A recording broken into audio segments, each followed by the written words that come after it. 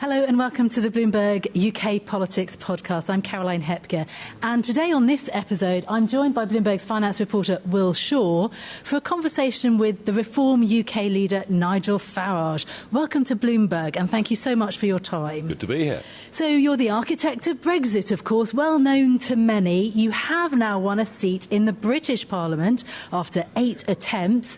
Your party is sitting just below the ruling Labour Party in the polls here in Britain. And you are poised to go to the inauguration of the US President Donald Trump, despite a recent row with Trump advisor and perhaps hoped for donor Elon Musk. But today I want to spend a bit of time with Will and you, Nigel, talking about whether Reform UK has the kind of long-running the kinds of answers to the long-running economic challenges that Britain really has, that we've seen in the recent GDP figures, in the concerns around stagflation. You're finally an MP, though, scoring highly in the polls. The political mood across Europe has moved in your favour. You must feel like you've really made it now. Well, I don't know about made it, but, and by the way, thank you. It was a very accurate introduction. We're doing well. We're on the up. And do you know why? Because we're optimistic.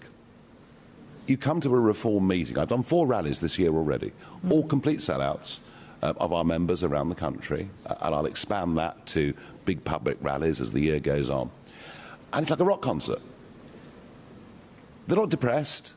They actually believe that with the right leadership, with the right vision, with the right courage, we can turn the country around. So, yeah, we are very upbeat at the moment. I think the Uni Party, if I can call them that, just look morose. Labour look morose. The Conservatives bitterly divided. I mean, they still all hate each other. So there is a massive gap there in British politics. And, you know, in your intro, you made the point, it's a very good point, do Reform have the right economic answers and social answers to the problems we're in? Well, you can't find the answers until you first identify the problem. And I think we've had so many policy missteps over the last couple of decades.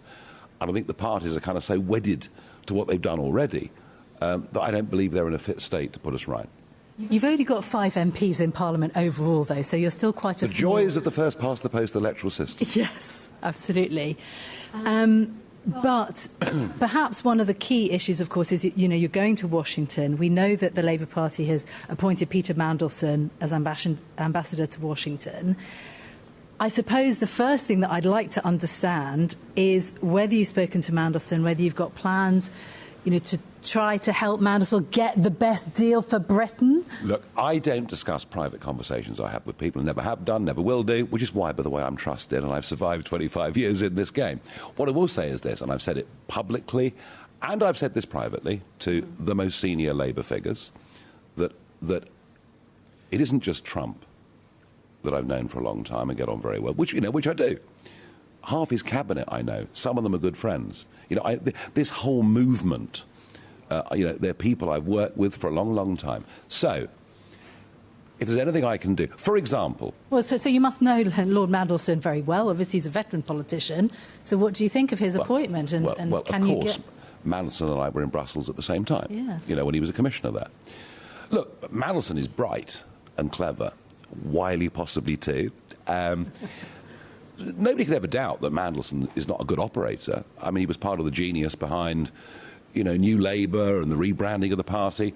All I would say is this, that if you really want to get on with the Trump administration, you need somebody who is an entrepreneur, you need somebody who's a businessman or businesswoman, you need someone who thinks outside the box. And kind of what we're doing is we're going down the traditional Foreign Office governmental route of appointing somebody from within our governing circles. And I think we could do better. I mean, look, you're obviously at odds with the Labour government. Yes. Are you going to work together with Peter Mandelson, and will you brief against him and the Labour government to Donald Trump if you differ on approach? I will get back to the original question. I've said privately and publicly to senior Labour figures that if they need help with the relationship, particularly in terms of negotiating tariffs or maybe sectoral free trade agreements, which I do believe are possible with the Trump regime, I, of course, would help because that is in the national interest. And I have to say, sitting here this morning with you, how relieved I am that the Chagos Island surrender of sovereignty, as I see it, isn't going through before the inauguration. I think if that had happened, we would be in a very, very bad place. So we've got a bit of a reprieve.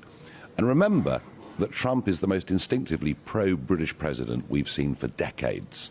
And we ought to use that to our advantage. How does that really translate, though, in terms of how hard Trump is going to be on tariffs globally and especially on the UK? I can tell you that in 2016 and past the inauguration into the early part of 2017, the team around Trump were really anxious to get a trade deal with the UK and to do it as quickly as possible.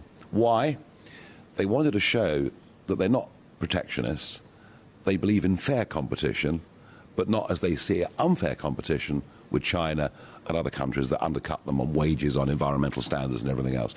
So, and of course, we couldn't do it because we were still part of the European Union. But now we're freed. We're not part of the EU's common commercial policy. We can negotiate our own trade deals. These are the prizes that are on offer. But, you know, if the Prime Minister wants to have a reset with the European Union and get closer to the failing, economically, European Union, it's going to be very difficult.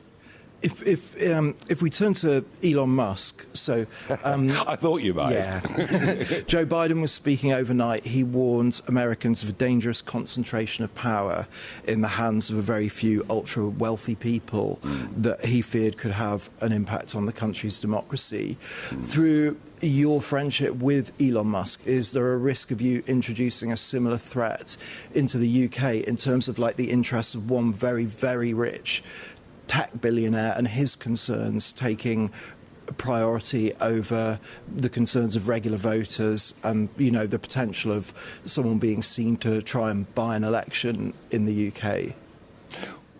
Well, first things first, I think Biden's record on defending the American Constitution, on the way that he used the judicial system, doesn't bear much scrutiny. I think things went backwards during Biden's time, and we concentrated so much power in Biden's hands that he gave Afghanistan back to the Taliban. So, you know, we can throw this stuff back and forth. In America, you know, billionaires have more influence over society than we do in Britain. There's no, you know, culturally, there's no question about that. Musk is a very powerful figure, of that there's no doubt. But I also think he's a hero. I mean, if you think back to the last election in 2020 in America, where the Hunter Biden laptop was there, the evidence was clear of criminality, for which he's now been convicted of one or two things. The evidence was, I mean, all sorts of things were there that deserved to be in the public domain, especially his father's close relationship and telephone calls with various companies. That's a separate issue. No, it isn't. I guess. No, it isn't at all, and I'll tell you why. Yeah. All the social media channels forbade any conversation about that subject. The Americans had an election with no debate on this issue. Musk has come along and bought Twitter, albeit for quite a high price, and free speech is coming back to America and the Western world.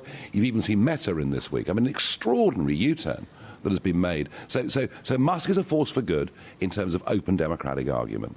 When it comes to power and influence, I think the important thing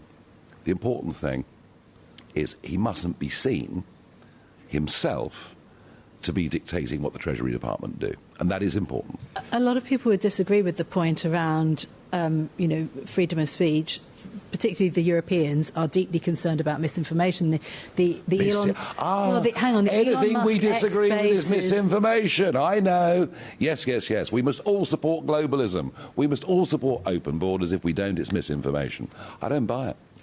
Is there a risk that Donald Trump's quite mercurial and he'll listen to yourself and be influenced by that, and then we'll move on to the next person and be influenced by them? Let me tell you something about Donald Trump.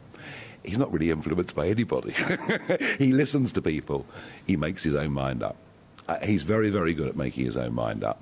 He's also very good at seeing the big picture. And I think one of the things maybe people who don't like him, and I get it, he's a New Yorker, it's not everyone's style, but one of the things I think that people should credit him for is that the big thinking in the first 4 years of the Trump presidency was on foreign affairs, and it was a huge success. Have you spoken to Donald Trump directly about Tommy Robinson. I mean, obviously, Elon Musk is a big fan of Tommy Robinson. Tommy Robinson is someone with a criminal record. His supporters have associations with street violence. He's sort of rooted in the EDL and the British National Party. You obviously have differences with Tommy Robinson. Have you raised that directly? I'm sorry, I won't have that. Fundamental differences. You know, Tommy Robinson has nothing to do with me, has never been anything to do with me, and never will be anything to do with me. My brand of politics is non-sectarian, non-racist. It always has been, and it always will be. And Mr. Robinson can do what the hell he likes, but he'll never have anything to do with my party. I want to be absolutely clear about that. Have you spoken to Donald Trump or Donald Trump's team directly about that? I think Donald Trump's team have got bigger things to worry about than Tommy Robinson. There is an element of the conservative right in America that view Robinson as a hero figure, right? Because they see him as the man that fought the grooming gangs, all right? And by the way, a topic that does need more debate and does need more sorting out. What they don't see is all the rest of it, and they don't know the full story, in my opinion. You talk a lot about your close relationship with the US and how important that relationship is. Our closest trading partner is still the EU. Only in your mind. I mean, you know, our biggest country relationship is with America. But not trading. No, well, Germany's a country still, isn't it? Yeah. Well, there you are. The EU as a whole. Who's the biggest foreign investor in Britain? Who do you think also talked about the rise of parties with similar views of anti-migration parties across Europe. Sorry, who said I'm an anti-migration party? Well, you did yourself. No, I didn't. I said the opposite. I said we're pro-controlling immigration. Right-leaning parties. You asked me about high-skilled people, and I said if they come into Britain, bring high skills, pay taxes, and integrate, I've got no problem. Our brand of politics, my brand of politics, is different to many of the other European parties. All right, let's be clear about that. There are similarities, there are crossover points, but there are differences. But let me just come back to Europe very quickly and the economics. Yeah. And a statistic that I think everybody following this podcast needs to just get embedded in their minds. I think it's crucial. In 2008, the American economy was exactly the same size as the Eurozone. Today, it's double the size. Double the size. And that's what you get if you have economic policy based on idealistic but unrealistic net zero goals. Over-regulation, welfareism as being a really good alternative to going to work, and that's what you've got, a failing Europe. One of the reasons I wanted Brexit was to give us an opportunity to get away from that failing model.